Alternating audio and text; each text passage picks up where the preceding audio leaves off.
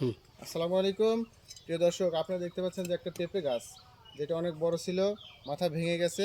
এখন এই পেঁপে গাছকে নতুন করে আমরা পদ্ধতি করবো একটা, যেমন এখান থেকে অলরেডি দেখেন আমি কাট দিছি, এই যে এখান থেকে কাটছি।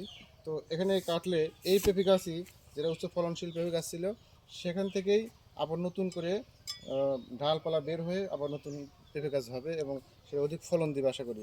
তো আমি একটা কাটছি, যেহেতু অধিক বড় ছিল। এবার আমি আরেকটা কাঠ দিয়ে আপনাদের দেখাচ্ছি। এই যে এখানে যে ছিদ্র থাকে, সেই ছিদ্রটা এমনভাবে কাটতে হবে যেন তার উপরে কাটিং পড়ে। তো এখান থেকে আপনারা এরকমভাবে সুন্দরভাবে কাট দিবেন।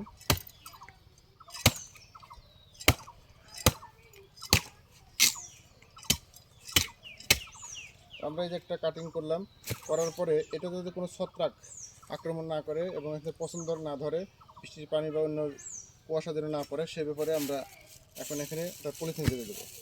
দেওয়ার পরে আমরা দেখব যে কিছুদিন পরে এই শরীর থেকে নতুন করে আবার ডালপালা বের হচ্ছে। সেই ডালপালা থেকে আলাদা একটা নতুন গাছ সৃষ্টি হবে।